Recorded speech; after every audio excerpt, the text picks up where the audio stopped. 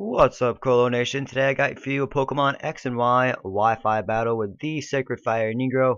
If you haven't already, on Twitter, follow him. Please do so now, and always check out his channel. Give him a subscribe. I was lucky enough to get a battle with him off of a Twitter tweet thingy, majigger. Yeah. Anyway, this will be a 6v6 singles battle. OU tier.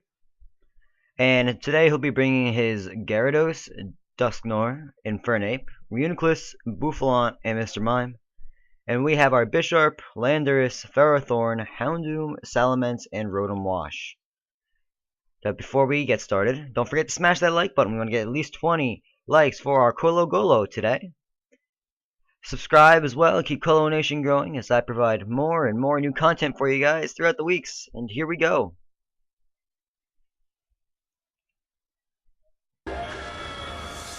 It's really a great battle, and I hope you guys are going to enjoy this. We are going to watch him send out his Mr. Mime first, and our first Pokemon to come out was our Bisharp. Immediately sensing a Dark-type attack coming, he is going to switch out and send out the Dusknoir now.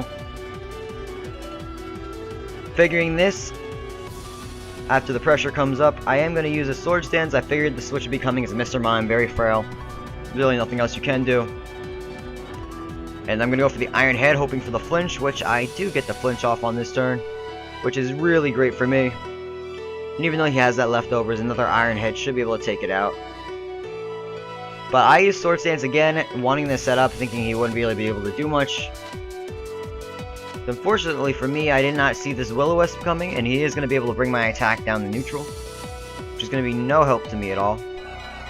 He is going to get another leftovers boost as well, killing him to over the point where an Iron Head would have knocked him out, and way far beyond where an Iron Head can knock him out now.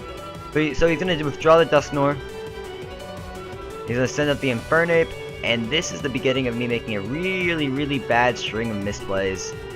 I just did not play this part of the game very well at all. And he made some really great plays too on his part. He's going to get the Fake Out off, do a little damage to me, as well as give me burn damage, and I can't move at all. I was going to attack, but that didn't work out so well.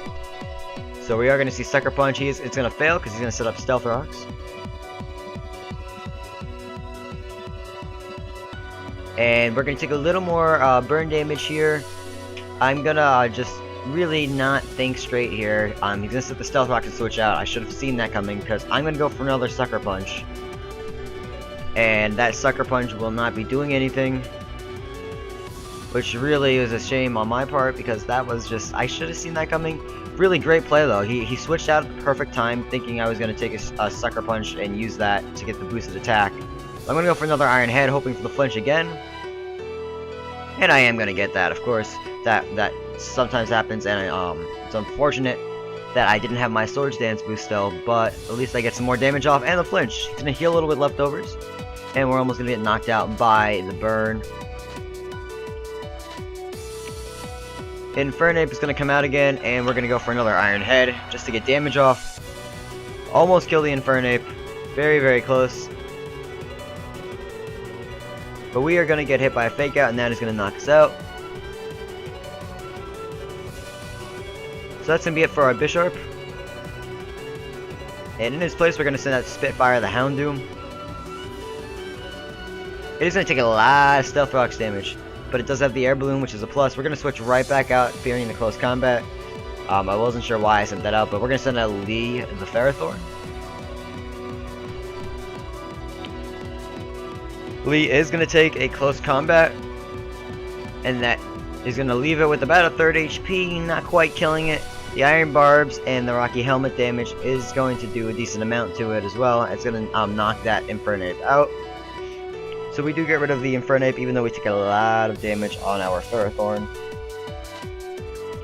He's going to send out the Dusknoir. Pretty good play, because I can't really do much to it with a Ferrothorn. There's not much I can use. I'm going to just go for Protect, try to scout out what move he's using. I'm going to see a Fire Punch come at me.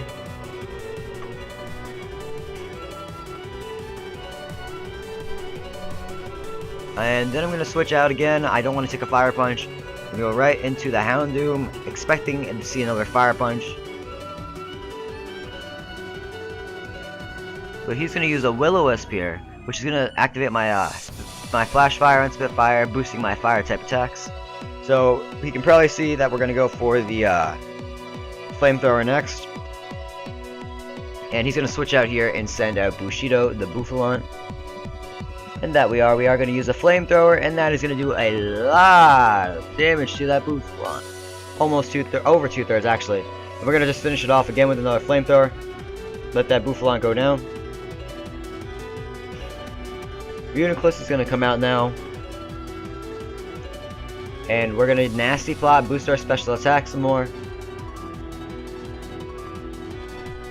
And I wasn't thinking right, I forgot that Uniclus does run the Focus Blast. So I am going to get hit with that, and my Houndoom is going to go down. I should have gone for the Flamethrower. Probably would have done a lot more damage than normal. It would have done about 2/3 probably. But we're going to start Rotom Wash here. Take the Stealth Rocks damage, go for Protect, and see what he's going to use next. He goes for the Psychic. That's not going to do any damage because we're Protect and Withdraw on this turn he shall. I speak Yoda-like. Mr. Mime is going to pop out here, and we're going to go for the T-Bolt. That is going to do just under half damage. He's going to use Magical Leaf. And that's going to leave us with about 1/3, but our Citrus Berry comes in. We are able to recover to over half health, which is great for us. And we're going to get a Hydro Pump off. That Hydro Pump is going to knock out the Mr. Mime. So we're doing alright here. In its place is going to come out the Gyarados. And right off the bat, we're going to go for that T-Bolt, try to get off as much damage as possible.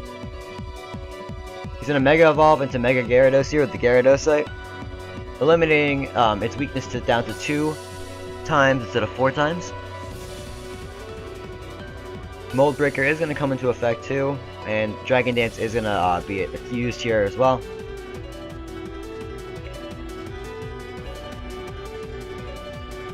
So we use the T-Bolt here, and that is going to do a decent amount of damage, over half damage to that Gyarados. I was hoping for a Paralyze, I did not get it. He's going to EQ, and with the Mold Breaker, he can go straight through Levitate and hit me with a ground move, and that is going to affect my Rotom.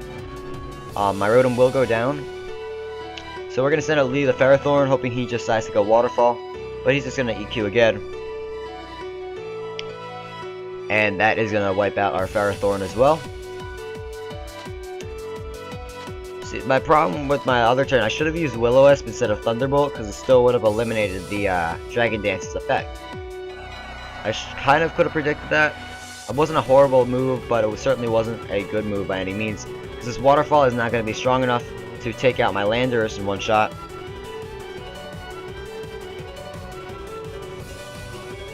And we're going to send out our Salamence, not a Dragon. Waterfall is going to hit us again. We will survive with 46 health, and we're going to go for the Dragon Claw, hoping we can do enough damage to kill this thing. And we can. We do get to knock out the Gyarados with the Dragon Claw from our Salamence, getting that Moxie boost. And Reuniclus comes out. Gonna go again for the Dragon Claw, see how much damage we can do, hopefully get a crit. It has about 1/3 left, and that Psychic is gonna finish us off. So that was a good battle. Really good battle, actually. That was really, really good. We are going to get finished off with that Psychic, though. So, overall, it wasn't a horrible battle. The misplay with the Houndoom and the Focus Blast hitting really was really was the turning point of the battle. And it was still a really great battle. So follow Sacred Fire Negro on Twitter. Subscribe to him as well. His YouTube is in the channel below next to his Twitter. Follow me on Twitter at Colo Nation and smash that like button for 20 likes for this video. Subscribe and watch as we post more and more awesome content. So thank you guys for watching. It's Al from Brave New Globe, your Colo King, and I am checking out.